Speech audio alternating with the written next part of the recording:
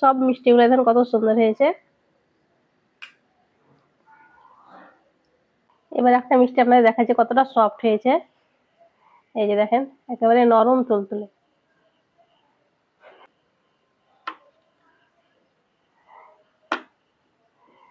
এই যে দেখেন কত সুন্দর হয়েছে। মেহেক কিচেনে আপনাদের সবাইকে স্বাগত। আজকে আমি একটা ডিম আর ময়দা দিয়ে দারুণ মজার একটা মিষ্টি বানিয়ে দেখাবো। আর এই মিষ্টিটা খুব তাড়াতাড়ি ঝটপট বানিয়ে নিতে পারবেন, আর খেতেও কিন্তু খুবই মজার হয়। আসুন তাহলে দেখে নেন আমি কিভাবে এই মিষ্টিটা বানাচ্ছি। মিষ্টিটা বানানোর জন্য প্রথমে ময়দাটা মেখে নেব। তার জন্য একটা বাটিতে আমি একটা ডিম ভেঙে নিচ্ছি।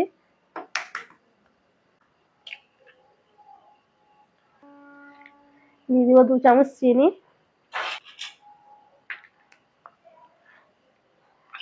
আর দিয়ে দিচ্ছি 2 চামচ দেশি ঘি।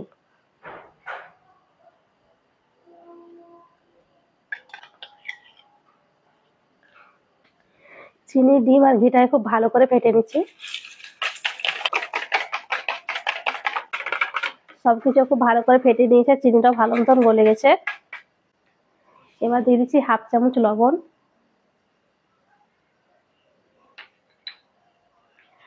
আর দিয়ে দেবো খাবার সোডা 1/2 চামচ থেকে একটু কম, এতটা। এই যে ধরুন এইটুকু দিয়ে দেবো।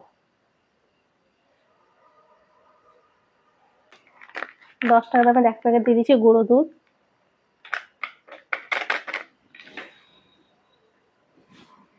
এখানে আমি 1 কাপ ময়দা নিয়েছি,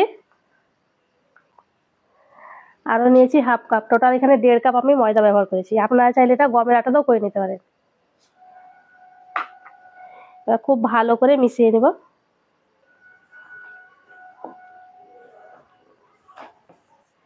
সবকিছু আমি ভালো করে মিশিয়ে নিয়েছি। এখানে আমি নরমাল পানি নিয়েছি, অল্প অল্প পানি দিয়ে ময়দাটাকে মেখে নেব।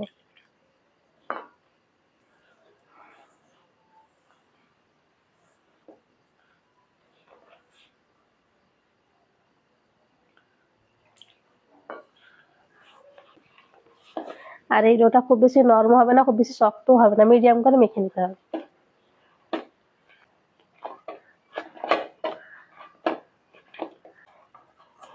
অল্প অল্প পানি দিয়ে ময়দাটাকে আমি ভালো করে মেখে নিয়েছি। আর ডোটা দেখেন এইরকম হবে। আর এই ডোটাকে রেস্টে রাখার কোনো দরকার নেই। পিঠাতে একটু আমি ঘি লাগিয়ে নিয়েছি, আপনারা চাইলে তেলও লাগিয়ে নিতে পারেন।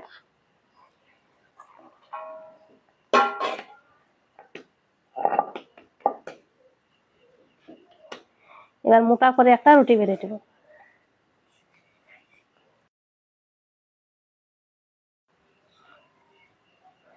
মোটা করে একটা রুটি বেলে নিয়েছি।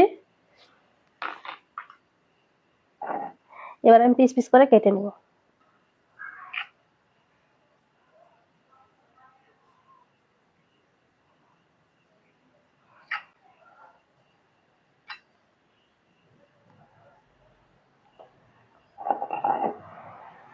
এবার আমি এভাবে পিস পিস করে কেটে নেব।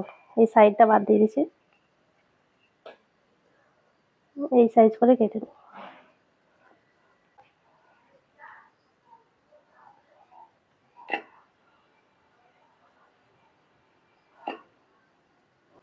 এই দেখেন এইরকম করে, এরা এইরকম মোটা হবে। সবগুলো আমি এইভাবে করে রেডি করে নিয়েছি। এবার আমি চিনি শিরাটা বানাবো। তার জন্য যেই বাটি মেপে আমি 1.5 বাটি ময়দা নিয়েছি, ওই বাটির 1 বাটি চিনি দিয়ে দিচ্ছি। আর দিয়ে দিব 1 বাটি থেকে একটু কম পানি।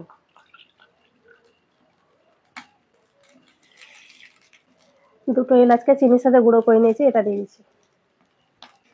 চিনিটাকে ভালো করে গলিয়ে একবার ফুটিয়ে নিব। চিনিটা সম্পূর্ণ গলে ফুটতে শুরু করেছে।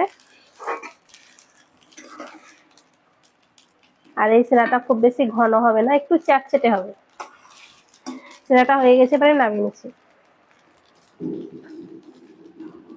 শিরাটাকে ঢাকা দিয়ে রেখে দেবো। এবার আমি মিষ্টিগুলো ভাজার জন্য প্যান বসিয়ে দিলাম। এবার আমি প্যানে দিয়ে দিচ্ছি তেল।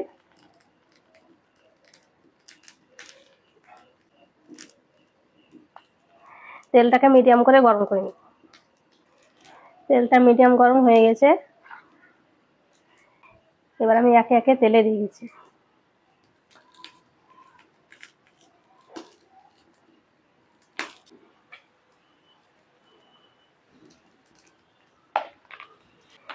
যে মিষ্টিগুলো তেলের উপরে ভেসে উঠবে সেগুলোকে উল্টে দেবো।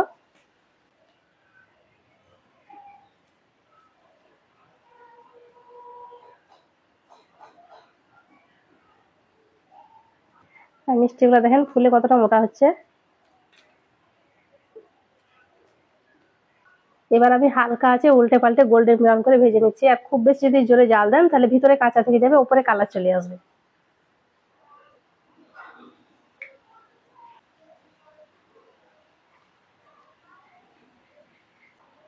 বাড়িতে যদি হঠাৎ আত্মীয় চলে আসে, চা বসিয়ে দেবেন একদিকে আর একদিকে মিষ্টিটা বানিয়ে নেবেন, খুব তাড়াতাড়ি বানানো হয়ে যায়।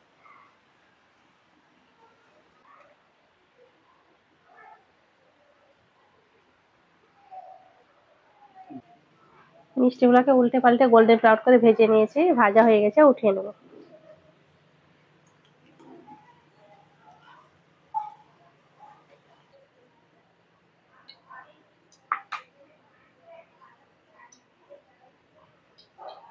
মিষ্টিগুলো উঠিয়ে সরাসরি শিরাতে দিয়ে দিচ্ছি।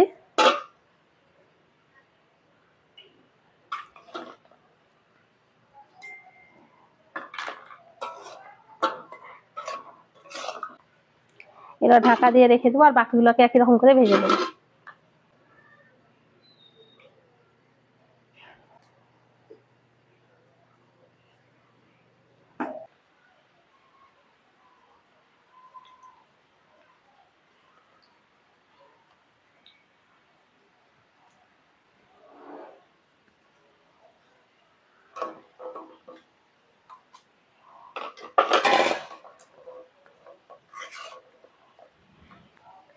আগে যে মিষ্টিগুলো আমি সেরাতে দিয়েছিলাম খুব ভালো মতো সেরাট হয়ে গেছে, এবার উঠিয়ে নেব।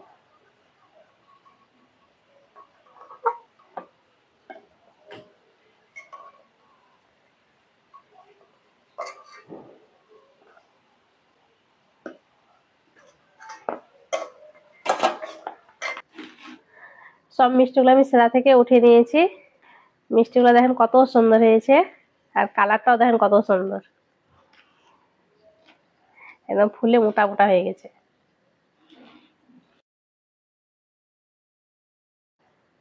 এই দেখেন মিষ্টিগুলো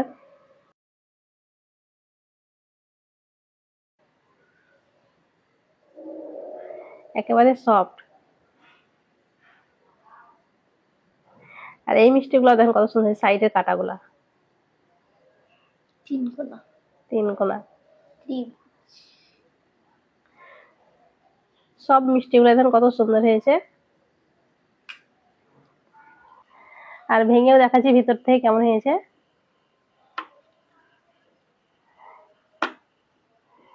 এই দেখেন কত সুন্দর হয়েছে, এই দেখেন একদম রসে টইটুম।